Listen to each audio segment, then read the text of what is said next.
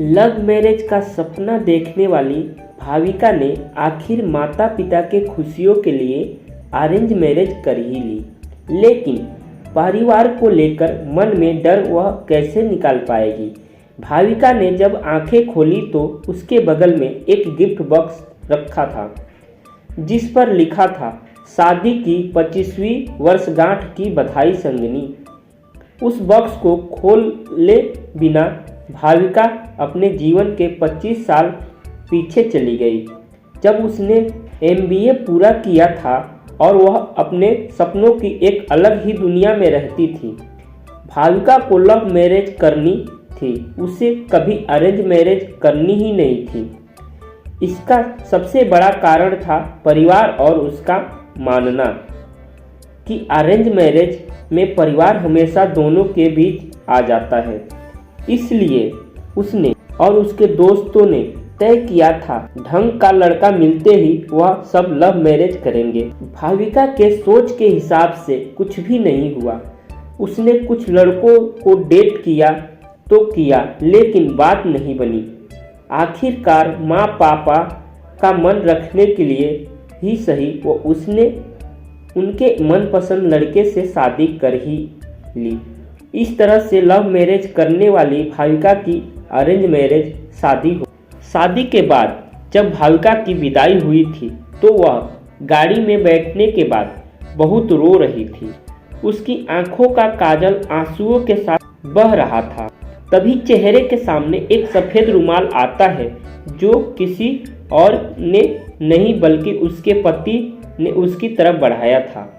रुमाल को लेकर भाविका ने आंसू पोंछे। आंखों से बहा काजल उस सफ़ेद रुमाल पर लग गया। सॉरी, मैंने आपकी रुमाल गंदी कर दी, मैं इसे धुल दूंगी, भाविका ने संजीव से कहा। संजीव ने उसके हाथ से रुमाल लेते हुए सिर्फ इतना ही कहा, कोई बात नहीं। थोड़ी ही देर में गाड़ी संजीव के घर पहुंच गई। भाविका को अब उनका ही सामना करना था जिनके कारण वह अरेंज मैरिज नहीं करनी चाहती थी। दरवाजे पर परिवार के सभी सदस्य आरती की थाली लिए नई दुल्हन का इंतजार कर रहे थे।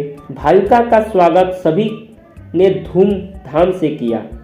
गृह प्रवेश के बाद शादी की बची हुई रस्मों को जल्द ही खत्म किया गया। भाविका की सास ने अपनी बेटी से कहा, भाभी को उनके कमरे में ले जा, आराम करने दे, बहू बहुत थक गई है। रागिनी तुरंत उठी और भाविका को उसके कमरे में लेके गई।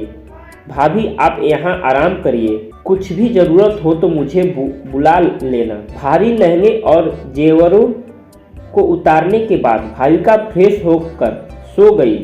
5 घंटे बाद उसकी आंख खुली तो देखा कि रात में 8 बज रहे हैं। संजीव को कमरे में आता देख वह थोड़ा सकपका गई।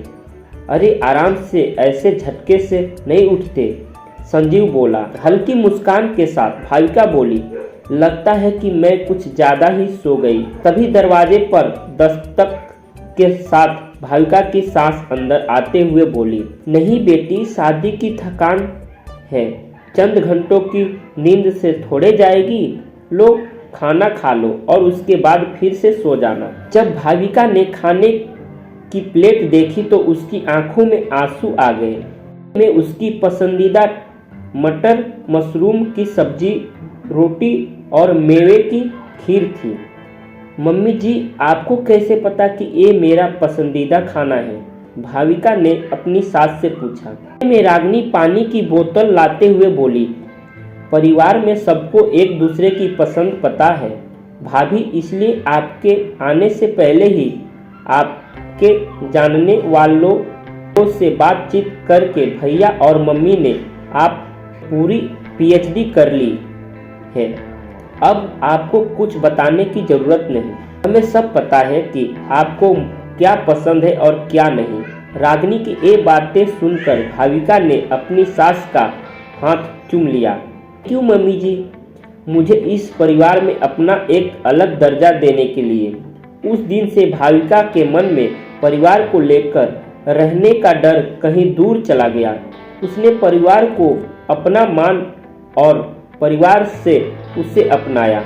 तरह से हंसी खुशी रहते हुए भाविका और संजीव की शादी को आज 25 साल पूरे हो चुके थे।